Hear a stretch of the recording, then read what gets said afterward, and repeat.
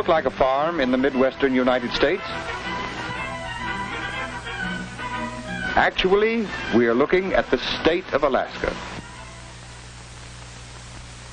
The story of this new state is a big story of a big land. A rich land that is being developed by hard-working settlers who are building a new region out of our last frontier. Let's get better acquainted with Alaska so we can understand why it's so important to us. One reason for Alaska's importance is its geographical position in the path of the air routes over the roof of the world. The airplane is making Alaska a center of the new communication routes of our air age. Another important feature to notice is Alaska's size. Let's compare it with the rest of the United States. We can see that it is about 1/5 the size of our whole country. Alaska's vast undeveloped regions are a storehouse of natural wealth. There are magnificent mountain ranges bearing precious ores of gold, silver, and copper. There are 20 million acres of forest, the lumber and wood pulp for future American markets. There are cold rivers that are teeming with fish. And along the coastline, there are untapped deposits of oil. Because Alaska extends about 1,200 miles from north to south, it has a variety of climate. For example, north of the Arctic Circle, we see Alaska as most of us know it, a barren, windswept region. Here the summers are cool, and the ground just below the surface is always frozen. But did you know that in central Alaska, the heat of summer is about the same as that in New York City? And along the southern coast, the climate is similar to that in Seattle. So Alaska, as we are beginning to see, is not a land of endless ice and snow. Alaska was brought closer to us with the building of the Alaska Highway in 1942. Built with the cooperation of our Canadian neighbors, this famous highway connects with the Canadian roads at Dawson Creek, thus completing the first land route between Alaska and our other states. From Dawson Creek, it is a 1,500-mile drive to the end of the highway in Fairbanks, Alaska. Building the Alaska Highway was one of the great engineering jobs of our time. Men had to cut the road through the forest wilderness and build it up over the soft, swampy ground called muskeg. The road stretches across beautiful, rugged country that is sometimes called America's last frontier. Terminus of the highway is Fairbanks, an important transportation center in the heart of Alaska. Here is a growing community with paved streets, theaters, hotels, and stores. Most of the buildings, such as this hospital, are of wood, which is so plentiful here.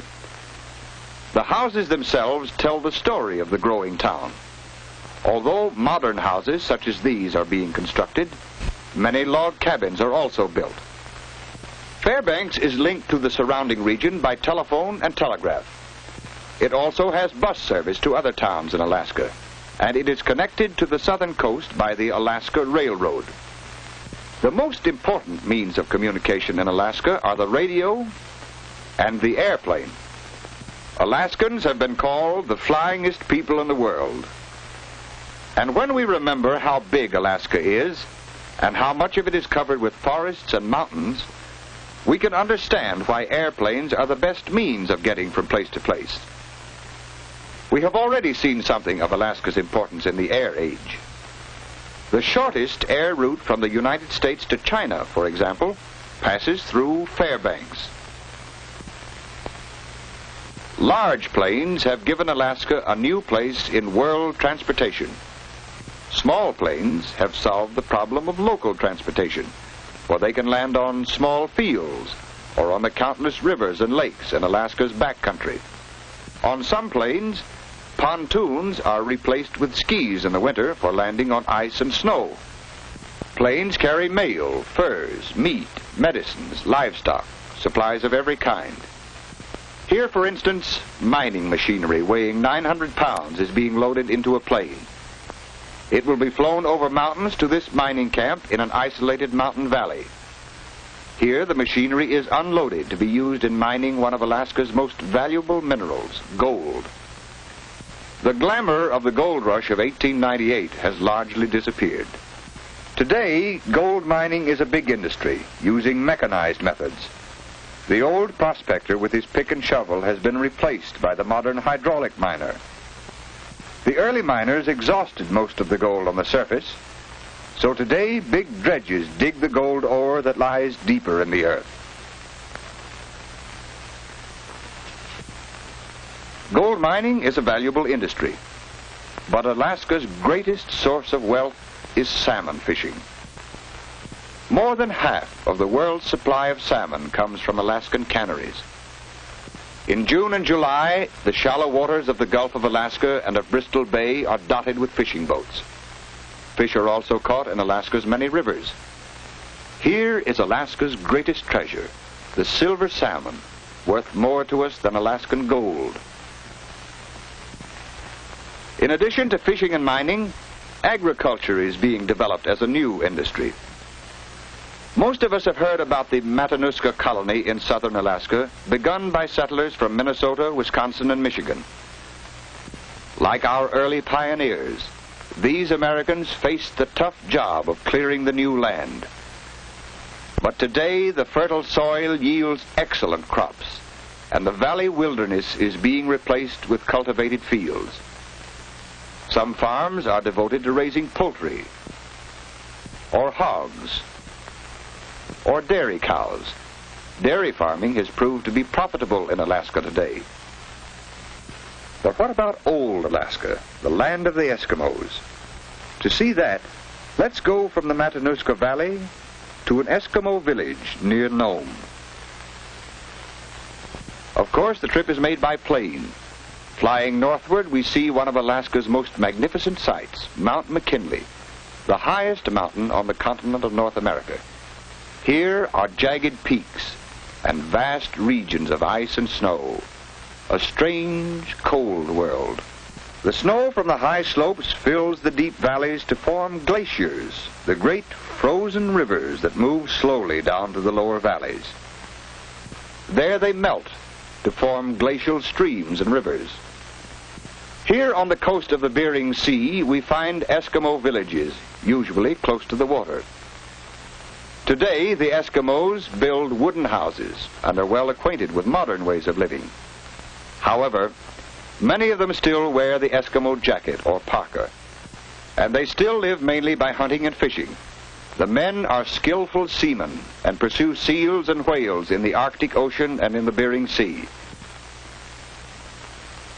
They still use boats made of wood covered with sealskin. This Eskimo woman is cutting whale meat into strips to hang in the sun. Open-air drying is a common method of preserving meat or fish for use in the winter. Native Eskimo life is one of Alaska's many tourist attractions. At Nome, visitors enjoy watching the Eskimo game of blanket tossing. The game is a great event for the fun-loving Eskimos. These friendly people are a part of the story of Alaska. That story is changing rapidly, from the old Alaska to the new Alaska, from the log cabin to the modern city. We haven't seen all of the story of Alaska because much of it will be happening in the future. At the State University near Fairbanks, young people are preparing for that future. Alaskans are working and building to improve their land, but there's still much to do. Developing a new state is a big job, which we can understand because we have seen how big Alaska is. We know, too, how important Alaska is to us because of its position in the air world. And we have seen Alaska's importance in terms of its natural wealth, the timber, the minerals, the fish, and the farmlands. And there is one more kind of wealth that Alaska has, its young American citizens, the children who will someday add their achievements to the story of Alaska.